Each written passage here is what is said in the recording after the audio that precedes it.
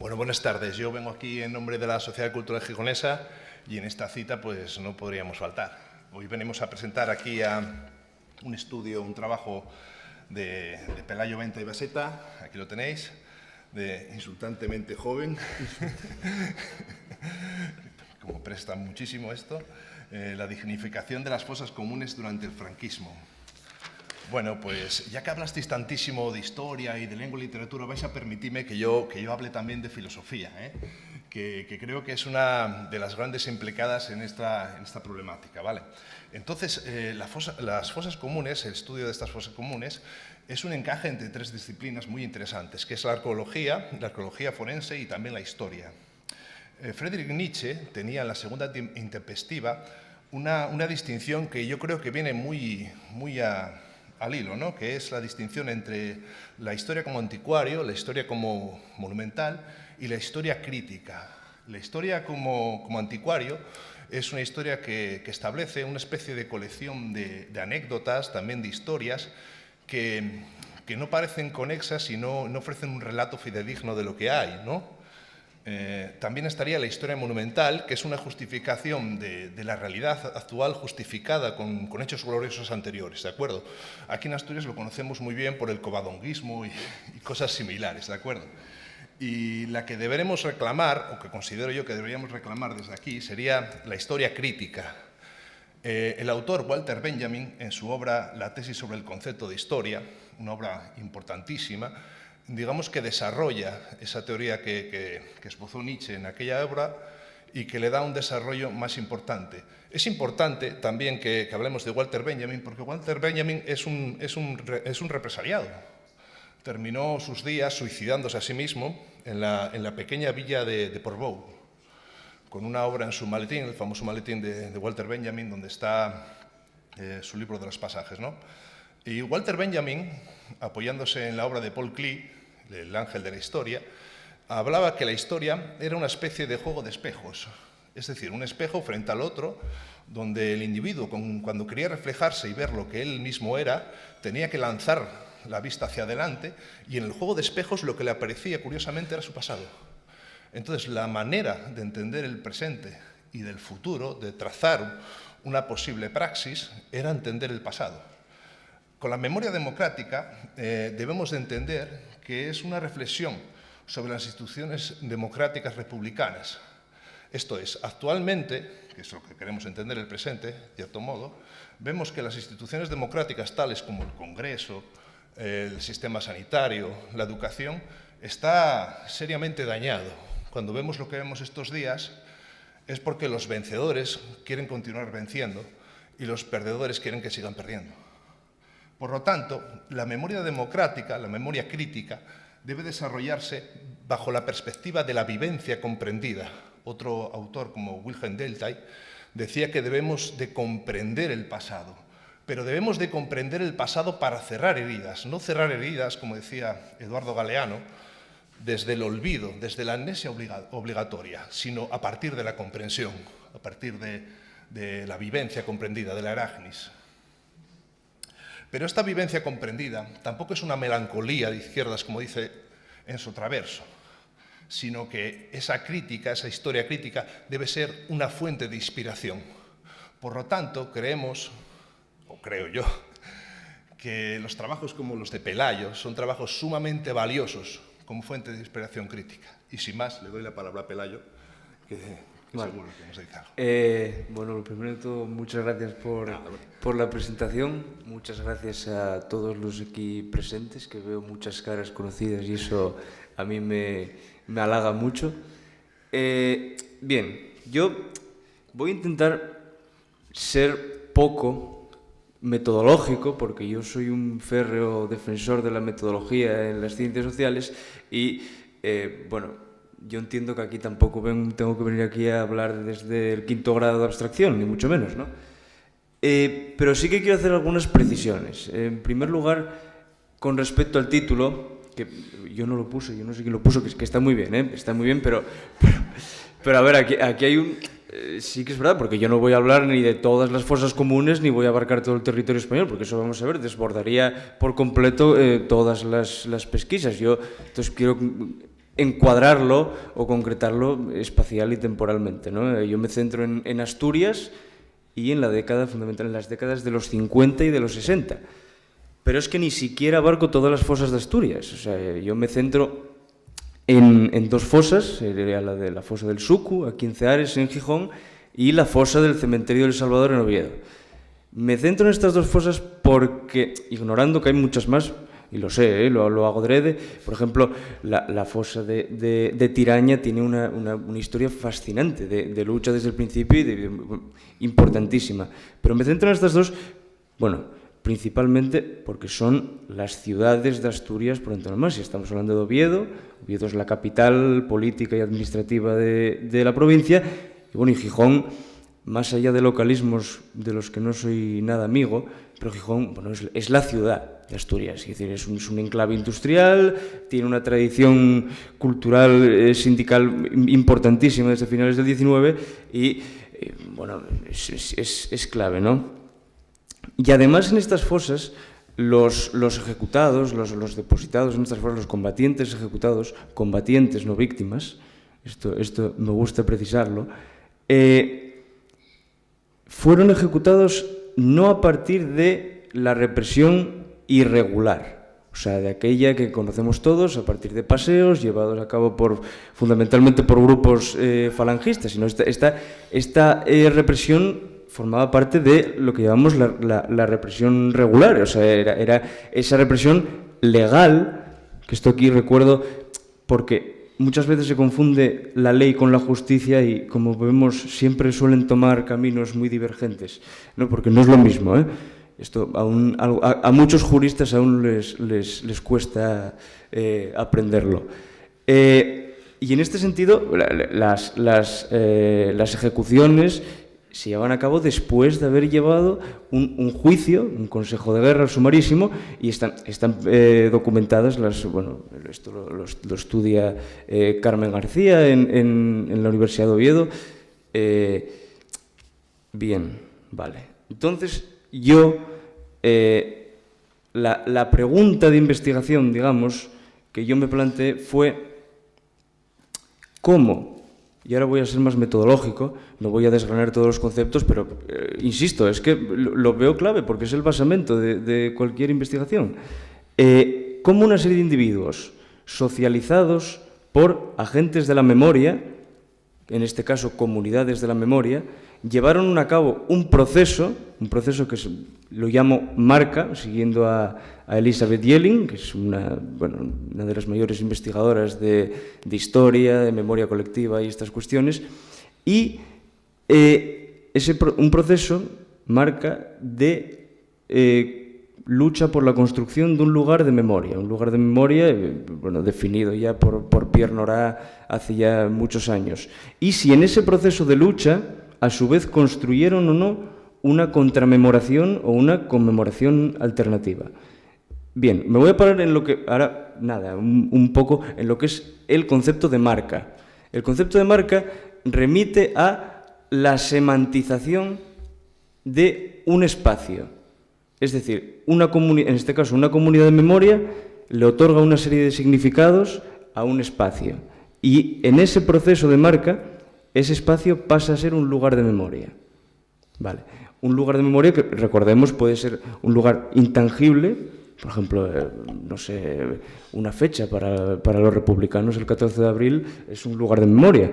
El 1 de mayo para el movimiento obrero es un lugar de memoria. O puede ser tangible también. Puede ser, por ejemplo, la estatua esta que tenemos aquí del rey Pelayo, que es un lugar de memoria, de memoria nacional, pero es un lugar de memoria. Nos guste más o menos. Bien, entonces, estos individuos, vamos a hablar fundamentalmente aquí de grupos memorialistas, porque no es un movimiento memorialista, no es un movimiento social. Para hablar de movimiento social hay que esperar a la transición, a partir de la transición. De momento son grupos memorialistas, lo que no quiere decir, es un precedente, pero no es un movimiento social como tal.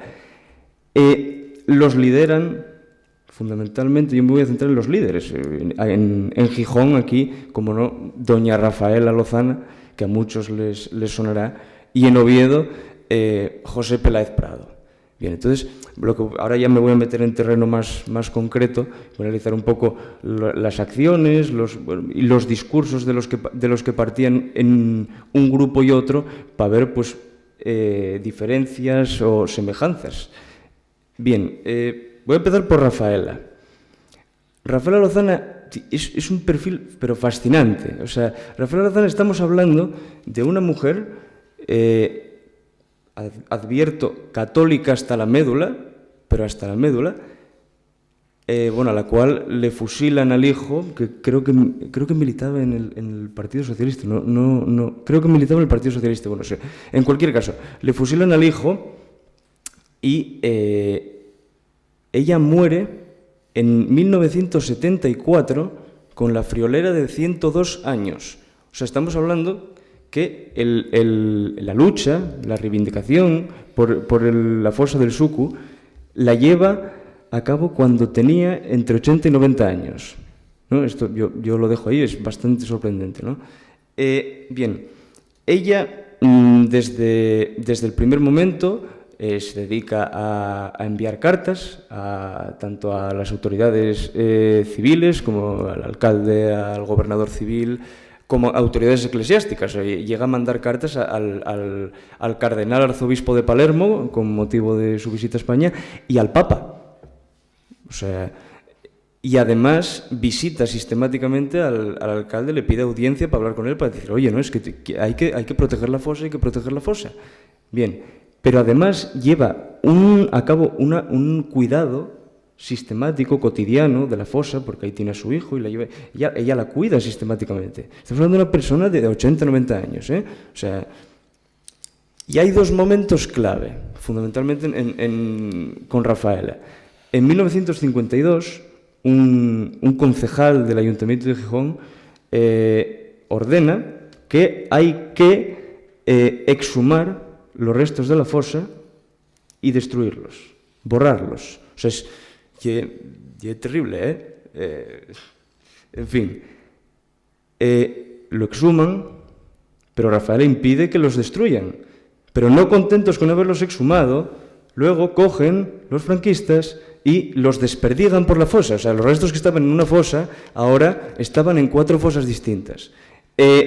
Como bien dice Rafaela en una de las cartas, que se me olvidó comentarlo, voy a hacer un inciso, que ahora, pues, en relación con estas jornadas que están fundamentalmente focalizadas hacia la educación, todas estas cartas, o muchas de las cartas que enviaba Rafaela, de estas correspondencias y fotografías, están publicadas en un folleto que editó el Ateneo de Gijón en 1991 y está en PDF en Internet. O sea, yo lo recomiendo al profesorado porque realmente hay una cantidad de materiales muy buenos con los que yo sé que tenéis poco tiempo y que todo el tema, pero bueno, yo creo que en estas cosas hay que insistir. Y volviendo otra vez, luego el otro momento clave es cuando, creo que era el gobernador civil, ordena que hay que trasladar los restos de esa fosa al Valle de los Caídos. Y una vez más, Rafaela se impone y lo impide. O sea, en fin, esta mujer... Pero lo interesante quizá de esta mujer sea el discurso. Porque esta mujer, repito, es católica hasta la médula. Esta mujer, y esto se ve muy bien en una carta que envía al cardenal, arzobispo de Palermo, en 1960, una carta en la que ella justifica o argumenta sus actuaciones fundamentalmente a partir de 2 argumentos. Uno, porque la protección de la fosa hay que llevarla a cabo por el derecho que les asiste como difuntos. Y va más allá. Porque, dice ella, se dice que son rojos, se dice que son tal, pero, dice ella, se olvidan de que son todos hijos de Dios, como nosotros. O sea, esto es fascinante. Gramsci hablaba de que los grupos subalternos tienen una doble conciencia o conciencia contradictoria. Una que vendría heredada y que vendría a ser el bagaje cultural que heredamos, y otra que se desarrolla, se construye a partir de la transformación práctica de la realidad. ¿Qué pasa? Que Rafaela Lozana... Bueno, estamos hablando de una mujer que nació en 1872. O sea, es de educación católica y toda la formación católica. ¿Qué hace? resignifica todo ese bagaje cultural, lo resignifica en términos mucho más democráticos. O sea, democráticos, porque ella nunca se desliga del relato hegemónico, pero está resignificándolo y tergiversando el discurso, ¿no? Y luego, el otro argumento es porque tiene ahí un hijo. Y el hijo, o sea, y su deber como madre es cuidar al hijo. Porque recordemos que, claro, el discurso franquista hacia las mujeres, pero fundamentalmente hacia las madres, aunque también hacia las hijas y hacia las esposas, es el cuidado. Las mujeres tienen que cuidar a la familia. Entonces, esta persona lo que hace es también resignifica ese discurso. Dice, tengo que cuidar a mi familia, sí, pero entonces por eso tengo que proteger la fosa. Y esto es muy interesante, esta carta, porque además está firmada por un montón de personas. Y yo, bueno, pues anduve ahí descifrando los nombres de estas personas y todas menos un nombre son nombres de mujeres. O sea, estamos hablando de que son madres, esposas o hijas. Y apelan y resignifican este discurso se hacen fuertes en ese rol subalterno. O sea, esto a mí me recordó muchísimo cuando lo vi por primera vez a las mujeres de Plaza de Mayo en Argentina. O sea, es que se hacen fuertes en un rol subalterno. O sea, están reivindicando en tanto que madres. Estamos hablando no de una maternidad como las que puede haber hoy en día, estamos hablando de una maternidad en época de Franco. O sea, en plena dictadura, una maternidad más subalterna imposible. Sin embargo, luego tenemos a Peláez, a José Peláez Prado, que es el líder, digamos, de los emprendedores o el grupo memorialista de Oviedo. Peláez Prado tiene un perfil completamente diferente. Peláez Prado, estamos hablando es un hombre que nace en 1938 y es hijo y nieto de combatientes ejecutados. Concretamente estamos hablando de combatientes anarquistas, tanto el padre como el abuelo eran militantes de la CNT y de la FAI. Peláez y los demás emprendedores de Oviedo, a mí Peláez, cuando lo entrevisté, me lo comentaba, que él había empezado a ir a la fosa cuando tenía 5 años, o sea, en 1943, e iba una vez al año con su madre, concretamente el 1 de noviembre, todos los 1 de noviembre, ahí iba.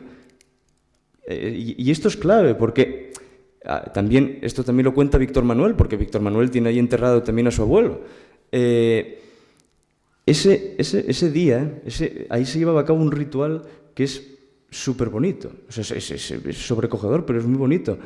Porque a esta gente no se le contaba nada, no se verbalizaba nada. Pero yendo ahí desde niños, el ritual consistía, y hay fotos en el folleto, hay fotos que se ven muy bien, consistía en congregarse alrededor de lo que era el espacio de la fosa, esta comunidad de memoria. Se arrojaban flores, coronas de flores, ramos, se marcaba la fosa y las mujeres rompían a llorar. Pero era un llanto terrible, ¿no? ¿Qué pasa? Que tú si ves a tu madre llorar ahí como una magdalena, eso te vale más que 1000 palabras. O sea, ahí estás aprendiendo, porque las mujeres eran el núcleo del ritual, las mujeres estaban socializando el dolor a partir de expresar ese dolor de una experiencia traumática, y ahí se aprendieron. Además, hay una diferencia muy grande, por ejemplo, con respecto a Rafaela Lozana y el grupo de Gijón. Estamos hablando de Peláez, tiene un discurso marcadamente católico. O sea, yo Peláez, cuando tuve la oportunidad de entrevistarlo, él achacaba a la religión la ejecución de su padre, de su abuelo y de todos los combatientes. Él me decía, esto y es todo culpa de la puta religión, religión de hijos de puta.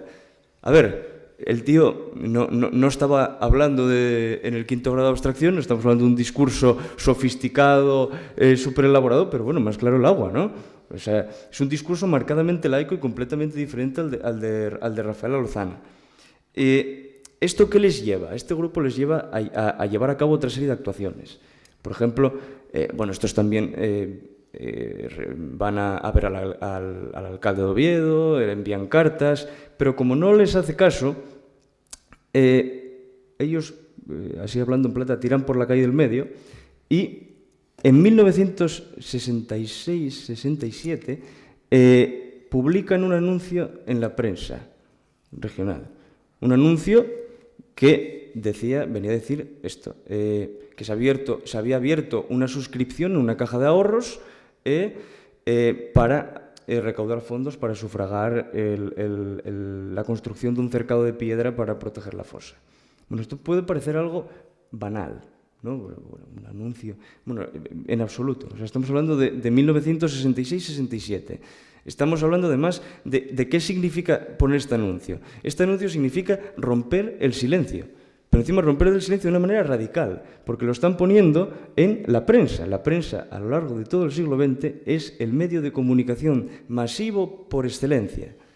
O sea, esto lo leía todo el mundo, y el que no sabía leer se lo leían. Se enteraba todo el mundo. Entonces, ¿qué hacen? Están rompiendo el silencio, trasladándolo encima en forma de debate al espacio público. Claro, como podréis suponer, el gobierno civil cortó por lo sano y bueno, ese anuncio duró 2 días. Y de hecho, La Voz de Asturias tuvo luego problemas. O sea, tuvo, digamos, problemas del gobierno civil. Pero en 1967, gracias a esto, el gobierno civil otorga la licencia al ayuntamiento para construir efectivamente un cercado de piedra en la fosa del Salvador. Un cercado de piedra que es, bueno, los que hayáis visitado la fosa del Salvador, que supongo que seréis varios, es un cercado de piedra sumario, de piedra en mampostería, de unos 30-40 centímetros, nada más. Pero bueno, es que esto también nos está hablando, porque está diciendo que ellos está reflejando el discurso, es un discurso laico. De hecho, esto me lo comentaba Peláez, me decía él, es que nosotros no queríamos cruces, no queríamos nada de eso. ¿Por qué? Porque se habían apropiado de un espacio y ese espacio era suyo, y era laico, y era su espacio. Se lo apropiaron, o sea, mediante la lucha, pero se lo apropiaron. Entonces, en 1967 ya podemos decir que la fosa está dignificada, se inaugura como lugar de la memoria. Sin embargo, 7 años antes, en 1960, ya se había inaugurado la fosa, el lugar de memoria de la fosa del Suco, pero de una manera completamente diferente. Esto también se ve en las fotos reproducidas en el folleto del Ateneo. Es un monumento muy ornamentado y encima tiene en el medio un monolito que trae pax, paz en latín. Claro, esto es una maravilla, porque parece banal una vez más, pero no es adjetivo en absoluto. O sea, esto nos está hablando de el relato hegemónico, de que el grupo de Gijón... A ver, cuando los franquistas ganan la guerra y se impone la dictadura, construyen una memoria, un relato mnemónico que se llama el relato de confrontación, que tiene 2 dimensiones fundamentalmente. Una positiva, que es la construcción de conmemoraciones, de plazas, calles, fiestas y rituales y toda esta parafernalia, y una vertiente negativa, que era el borrado absoluto de la memoria republicana. Pero este relato se mantiene durante toda la dictadura, ¿eh? Lo que pasa es que llega un momento que ya no es tan operativo. Entonces se construye otro relato complementario, que es el de la memoria de reconciliación. Por cierto, muy, muy presente todavía. Porque lo que dice ese relato es que hubo una guerra fratricida y que llegó Franco y trajo el desarrollo económico y la paz, la pax. ¿Qué pasa? Que esto, ya como conclusión, muestra que en verdad sí se construyeron contramemoraciones, pero fueron muy diferentes, porque una, en el caso de Oviedo, rebasaron y rompieron con los marcos de franquistas, pero la de Gijón no. O sea, el grupo de Gijón, aun construyendo una contramemoración, siempre se mantuvo dentro de los marcos del relato hegemónico franquista. Y ahora ya voy a hablar como ciudadano. Yo, con esto, no estoy haciendo juicios de valor ni muchísimo menos. De hecho, o sea, yo en parte vengo aquí a reivindicar, porque esta gente se merece un reconocimiento. O sea, estamos hablando de los años 50 y 60. Estamos hablando de esta gente luchó en época, pero súper difíciles, porque encima aquí muchas veces se cree que los años 60 fue el desarrollismo y esto fue... no, fue jauja y no fue jauja.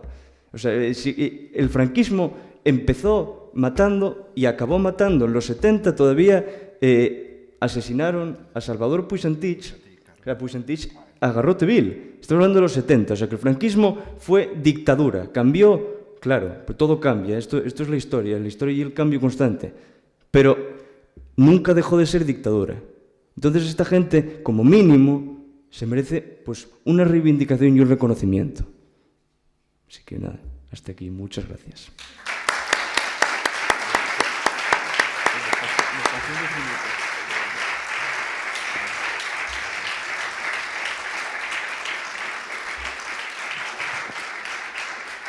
Bueno, pues tenemos 5 minutinos para hacer unas preguntas después de esta ponencia cortina y concisa. Así que, bueno, pues pasamos el micro y que rompáis un poco el silencio, ¿eh?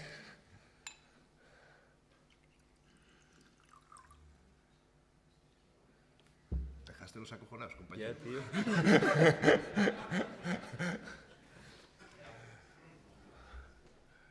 Muy bien. Bueno, pues si nadie quiere hacer una intruga, fagotela yo, si me permites. Bueno, ya que nos dijiste que todavía funcionaba un poquitín esa idea de conciliación ahora presente, ¿no? Yo he hecho en falta, hay una obra de un filósofo que se llama Karl Jaspers, que se titula La culpa alemana, ¿no? Yo creo que parte de, a veces pienso yo, ¿no?, que parte de que no se permita vamos, ni por lo más remoto establecer cualquier otro tipo de memoria democrática alternativa a la hegemónica, es que quizás uno de los bandos no se sienta en ningún momento culpable de las acciones que ha realizado. ¿De acuerdo? Por ejemplo, en Alemania sí se verbalizó esto de la culpa. De hecho, Karl Jaspers hizo una obra y si solo hace falta ir a Berlín y ver ese pedazo de monumento que tienen ahí, ¿no?, y esa memoria que tienen sobre los campos de concentración. O sea que, ¿qué papel podría tener la culpa en esa conciliación? A ver, es que yo creo que el problema es que esto viene de la transición. O sea, aquí el problema fundamentalmente reside en la transición. ¿Qué tipo de transición se hizo, ¿no? Aquí hay un montón de profesores de historia secundaria y en las unidades didácticas y en el programa de segundo de bachiller en Historia de España. Bueno, tal si lo ahora. Bueno, se habla de que hubo 3 opciones en la transición: ruptura, continuidad o reforma. Ahí está. ¿Qué pasó? Que se impuso la reforma. Vale. Entonces, ¿qué pasa? Que se continúa, de alguna manera, lo que se hace, claro, como se reforma todo, o sea, que no estoy hablando de que estemos en una dictadura ahora, ni muchísimo menos. O sea, eso sería de una miopía, vamos, absoluta. Pero sí que es verdad que se reforma todo, y entre ellos se reforma el relato, no se rompe con el relato. Entonces, por eso hablaba de que sigue muy presente el relato, o sea, la reconciliación es aquí, y el relato de la transición es que llega un individuo llamado Adolfo Suárez, una especie de Capitán Trueno, que llega aquí y reconcilia las dos Españas, y de repente llega Felipe González y somos todos muy modernos y muy guays. Bueno, a ver, claro, y es más complejo, y encima esto hereda todo el tema del relato fratricida, o sea, de la guerra como algo fratricida, como una guerra cainita, que, bueno, entonces, ¿qué se presupone? Que después tuvo que llegar Franco a imponer la paz y que, bueno, ¿qué pasa? Que luego la transición reforma eso y dice, bueno, sí, es que Franco al final fue una mala pasada, fue como el castigo de Dios. Un mal necesario. Sí, como el castigo de Dios, y luego y entonces ya llegaría Adolfo Suárez, eso, el Capitán Trueno, y aquí paz y desgloria. Entonces, claro, ¿qué pasa? Que el tema de la culpa pasa por el relato que está impuesto. Entonces, ¿cómo va a hablarse de culpa si fue un mal menor, o sea, un mal necesario el régimen de Franco? Si fue, bueno... Pues muy bien. No me obligará a hacer otra pregunta ya, por favor.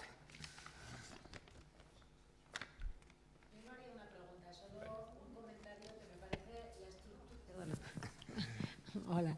La estructura de la sesión, no es por nada, pero ha quedado redonda, porque si os dais cuenta, empezó hablando, bueno, alguien de las más altas instancias, ¿no? Después ahí fuimos los que nos peleamos en la arena todos los días, y cerrar con alguien tan joven, que bueno, hace muy poco que era un alumno de secundaria y ahora pues mira, que tiene unas ideas tan claras, un tema de investigación tan interesante y además que al mismo tiempo puede ser divulgativo muy fácilmente porque es muy atractivo. A mí me parece una estructura de jornada referida fundamentalmente a lo escolar y a la educación, que vamos, de verdad, enhorabuena a todos y sobre todo a quien hizo el programa así estructurado, porque yo creo que es, al menos para mí, es muy ilusionante. Así que muchas gracias, Pelayo.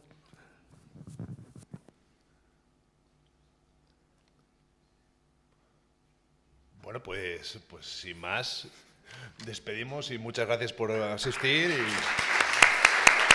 muchas gracias al ponente por esta...